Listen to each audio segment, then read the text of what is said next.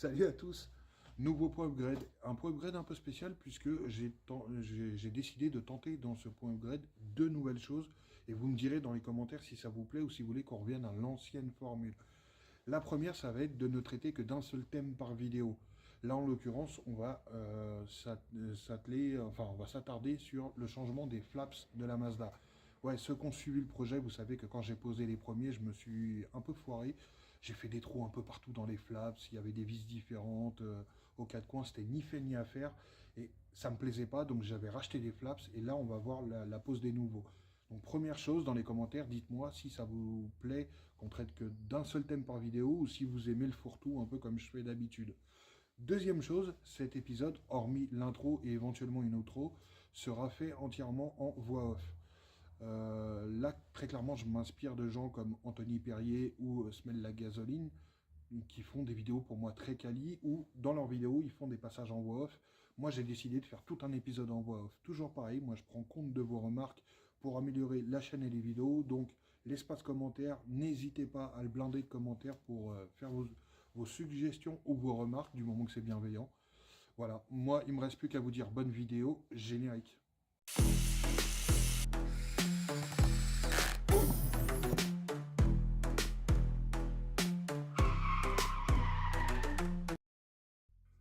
Aujourd'hui, j'ai décidé de remplacer les bavettes ou les flaps, choisissez le terme que vous préférez. Mais il faut savoir, alors ça se voit pas de l'extérieur sur les photos ou certaines vidéos, mais quand j'ai posé celle-ci, je me suis complètement viandé sur les repérages et les perçages. Ce qui fait qu'à l'intérieur, pour 2 ou 3 vis de fixation réelles, doit y avoir au moins 5 ou 6 trous. Et en plus de ça, j'avais utilisé des vis complètement différentes d'un flaps à l'autre. Ce qui fait que si on doit les démonter rapidement, on se retrouve en galère à devoir chercher la bonne clé, le bon tournevis et tout. Là, j'ai décidé de pallier à ça et je vais les remplacer par des flaps neufs que j'ai commandés au même endroit chez les copains de chez GT2i. Pour couronner le tout, il y avait un flaps qui était complètement de traviole. Alors, vous l'avez peut-être pas remarqué sur les photos ou vidéos, mais personnellement, c'est le genre de détail qu'on remarque plus facilement sur sa propre voiture et qui ne nous lâche plus après. À chaque fois que je montrais la voiture, j'avais toujours l'impression que la personne allait me dire « Eh, mais ton flaps là, mais il est complètement en biais ». Il y a celui côté conducteur qui partait vraiment plus vers l'extérieur que celui passager. Et ça me perturbait au plus haut point. Sur ce plan, on peut s'apercevoir que je l'ai littéralement mitraillé. Je me suis foiré un nombre incalculable de fois. Je sais absolument pas comment j'ai fait mon compte, mais on peut voir qu'il a été percé absolument partout. Et ça peut faire hyper moche. Et le pire, c'est que ça peut discréditer tout le boulot du reste de la voiture, juste sur des détails de finition comme ça.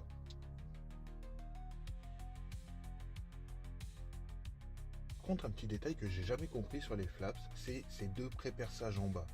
Je me suis demandé si ça servait pas de guide pour centrer le sticker Sparco, parce que clairement la bavette est fixée dans le bon sens tel que je la mets. Donc mystère. Pour le coup, l'opération est toute simple, je superpose l'ancienne bavette sur les nouvelles et je fais mes perçages ce coup-ci au bon endroit. Et ce coup-ci, hors de question de mettre des vis différentes aux 4 coins. Je me suis fait un gros stock de vis avec leurs écrous et leurs rondelles et on va s'occuper de mettre ça vraiment partout pour rendre le démontage en urgence plus rapide, plus simple, le démontage tout court même. Si on regarde bien, on s'aperçoit qu'en haut, la vis est différente. C'est tout simplement qu'à cet endroit-là, le pas de vis est plus fin, donc j'ai dû mettre une vis différente. Mais bien évidemment, j'ai reporté ça de l'autre côté. En tout et pour tout, sur les 4 flaps, il n'y a que ces 2 vis là, donc les vis du haut sur les flaps arrière, qui sont différentes. Donc en gros, ça reste démontable rapidement avec 2 outils. De l'autre côté, même combat, il est massacré et c'est fixé avec des vis complètement différentes. On répète l'opération, on le vire, on le superpose avec les nouveaux et on le reperce. Et ça donne un nouveau flap posé de l'autre côté, parfaitement symétrique avec l'autre et avec les mêmes types de vis. Et petite surprise en démontant les flaps avant, et oui, je me suis rendu compte qu'au bas des ailes, j'avais de la rouille qui voulait commencer à s'installer. Bon, c'est de la rouille de surface, donc elle n'est pas dangereuse, mais si on la laisse proliférer, s'étendre, ça va devenir de la rouille perforante et ça c'est hors de question. Déjà de la rouille de surface, ça me rend dingue sur mes voitures.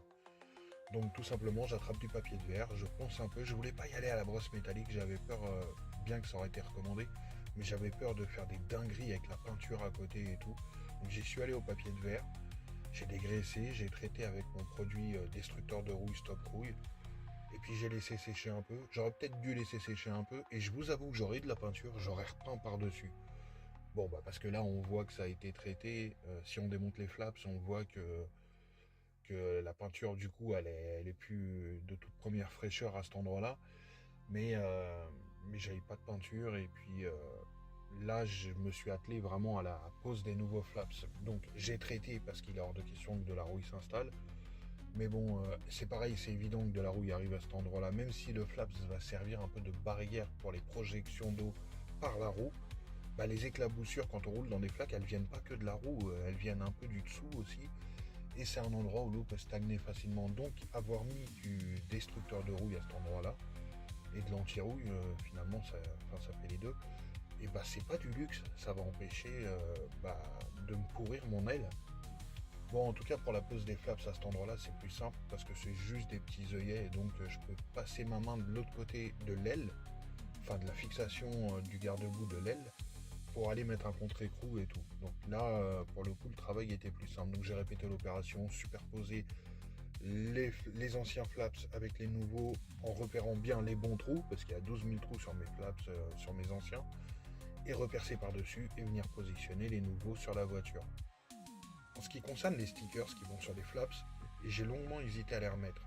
J'aurais voulu les placer ailleurs sur la carrosserie, tout simplement parce que j'avais gardé le souvenir qu'en posant les premiers flaps, la flexibilité de la matière faisait en sorte que le sticker s'adhérait pas de ouf. Et du coup, j'ai pas mal hésité à les mettre.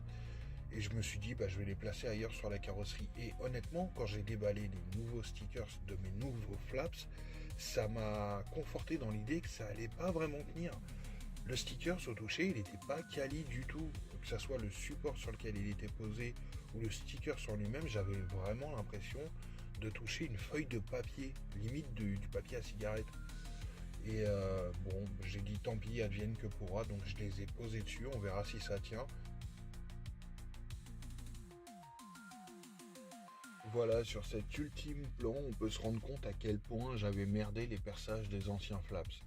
Ça fait plaisir d'avoir remplacé ça parce que c'est vrai que ça finit un petit peu de manière un peu plus pro la voiture. Là, on n'a pas des trous partout sur les nouveaux flaps et c'est vraiment un plaisir. C'est tout pour ce point upgrade. Alors n'hésitez pas à donner votre impression, votre avis sur cette façon de traiter les points upgrade. Mettez ça en com, likez, puis n'hésitez pas à partager la chaîne. Ce serait bien qu'on la fasse grossir un petit peu cette chaîne. Vous avez pu remarquer qu'il y a beaucoup de changements, que ce soit sur mes vidéos ou sur ma chaîne. Ça m'énerve! Sur ma chaîne en général. J'essaye vraiment de l'améliorer. Donc mettez ça en com, je prends note de vos observations. Le 1er mars, gros vlog qui arrive. Croyez-moi, vous n'êtes pas prêts pour ce que je vous dis dedans, puisque moi-même, j'étais pas prêt. Mais voilà, donc 1er mars, il y a un gros vlog qui sort sur ma chaîne. Moi, je vous dis à la prochaine, soit dans un point upgrade, soit dans un vlog, soit je vous dis à la prochaine.